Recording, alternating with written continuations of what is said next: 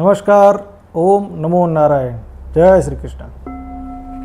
आज हम जानेंगे स्वस्तिक यंत्र के बारे में। हमारे पुराणों में मंत्र, यंत्र और तंत्र तीनों के बारे में यानी श्री हरि नारायण को समर्पित है और हम इसके लिए स्वस्तिक यंत्र का निर्माण करेंगे। ये कैसे निर्माण करेंगे, ये मैं आज आपको पूरी बात बताता हूँ कि हमें यहाँ पे पीले रंग के चावल या तो फिर पीले रंग के तिल लेने हैं। पीले रंग किस तरह के करें, उसमें हल्दी मिलाकर, उसमें हम हल्दी मिला देंगे तो ये पीले रंग के हो जाएंगे, क्योंकि पुरुषोत्तम मास में श्री हरि नारायण को पीला रंग बहुत ज़्यादा प्रिय है। उसके लिए हम लाल वस्त्र बिछाएंगे। लाल वस्त्र बिछाकर उसमें स्वस्तिक हम बनाएंगे, लेकिन ये किन से बनाएंगे, या तो फिर पीले चावल से बनाओ या तो फिर पीले तिल से बनाइए। और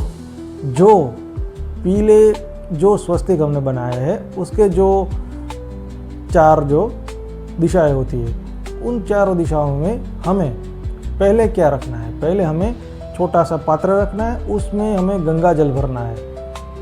अगर गंगा जल ना हो तो किसी पवित्र जल भी चलेगा, या तो फिर कुछ भी ना हो तो घर का जल ले सकते हो।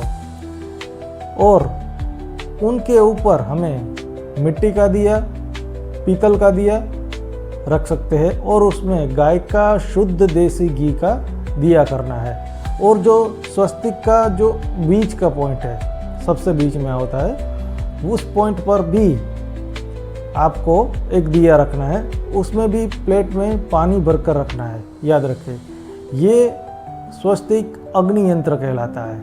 ये मेरे गुरु ने मुझे बताया था कि ये करने से बहुत लाभ मिलता है।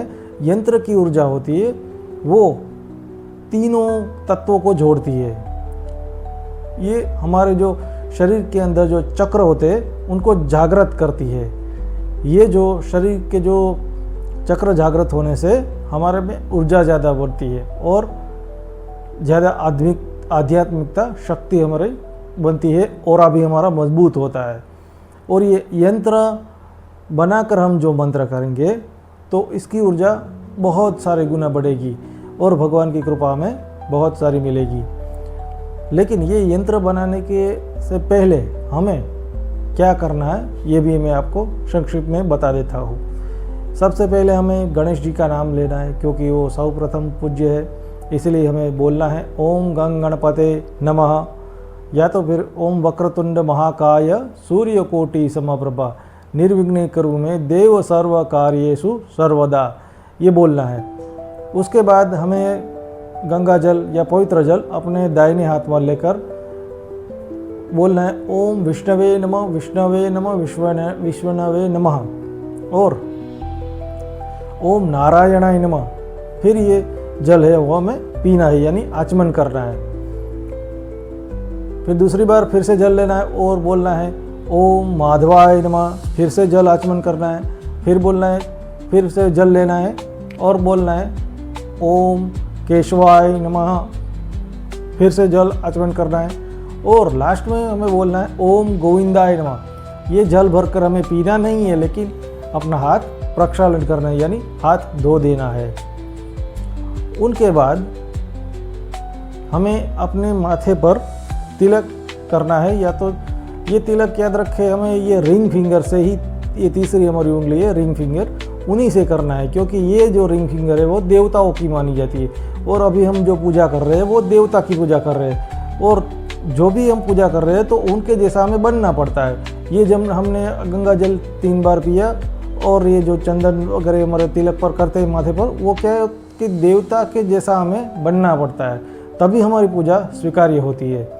इसीलिए हमें इस रिंग फिंगर से हमें कुमकुम का, चंदन का, अष्टगंज का तिलक करना है।